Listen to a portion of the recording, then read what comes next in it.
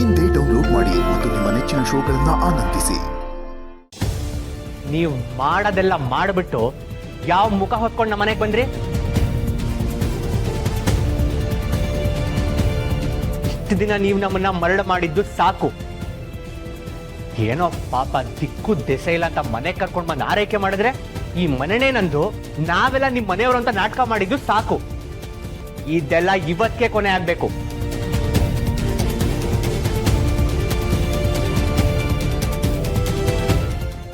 ಇಷ್ಟು ದಿನ ನೀವು ಮಾಡಿದ್ದನ್ನೆಲ್ಲ ಸಹಿಸ್ಕೊಂಡ್ವಿ, ಆದ್ರೆ ಇವತ್ ನೀವು ಮಾಡಿದ್ದು ನಂಬಿಕೆ ದ್ರೋಹ.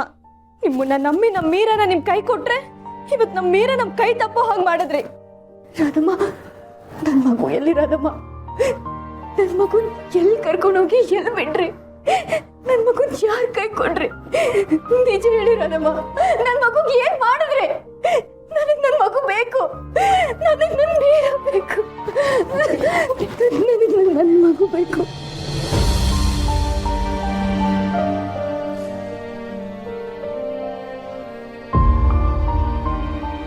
ರಾಧಾ ಅವರೇ, ಎಲ್ರೂ ನಿಮ್ಮನ್ನೇ ಕೇಳ್ತಾ ಇರೋದು. ಯಾಕೆ ಹೀಗೆ ಏನು ಮಾತಾಡದೆ ನಿಂತ್ಕೊಂಡಿದ್ದೀರಾ? ನಮ್ಮ ಪ್ರಶ್ನೆಗಳಿಗೆ ಉತ್ತರ ಕೊಡಿ. ಬಾಯ್ ಬಿಟ್ಟು ಏನಾದ್ರೂ ಹೇಳಿ. ಮೀರಾ ಎಲ್ಲಿ?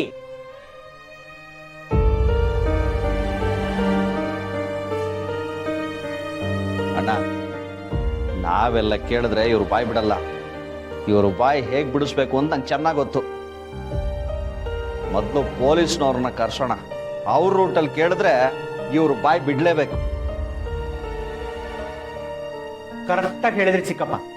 ನಾನು ಇವಾಗಲೇ ಪೊಲೀಸವ್ರಿಗೆ ಫೋನ್ ಮಾಡ್ತೀನಿ. ಅಭಿ ಒಂದ್ ನಿಮಿಷ, ನಾನು ಕೇಳ್ತೀನಿ. ತುಳಸಿಯವರೇ, ನೀವು ಇವರನ್ನ ಅತಿಯಾಗಿ ವಹಿಸ್ಕೋತಾ ಇದ್ದೀರಾ.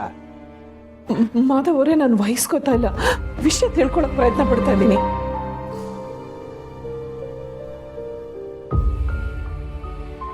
ರಾಧಾ, ಇಲ್ಲಿ ನೋಡಿ, ನೀವು ನನ್ಗೆ ಆಸ್ಪತ್ರೆಯಲ್ಲಿ ಹೇಳಿದ್ದು ನಿಜಾನಾ?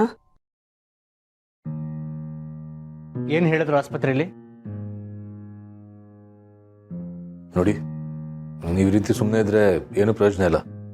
ಸತ್ಯ ಏನು ಅಂತ ಎಲ್ರ ಮುಂದೆ ಹೇಳಿ. ರಾಧಾ, ದಯವಿಟ್ಟು ನೆನಪು ಮಾಡ್ಕೊಳ್ಳಿ, ನೀವು ಪಾರ್ಕ್ಗೆ ಮಗುನ್ ಕರ್ಕೊಂಡು ಹೋದಾಗ ಅಲ್ಲಿ ಯಾರು ಬಂದ್ರು, ಏನ್ ನಡೀತು?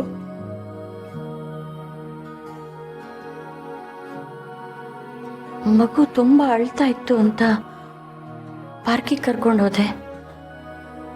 ಸ್ವಲ್ಪ ಹೊತ್ತು ಆಟ ಆಡಿಸಿ ಹಾಗೆ ಮನೆಗೆ ಕರ್ಕೊಂಡ್ ಬರ್ತಾ ಇದ್ದೆ. ಆಮೇಲೆ ಏನಾಯ್ತು ಹೇಳಿ, ಏನಾಯ್ತು?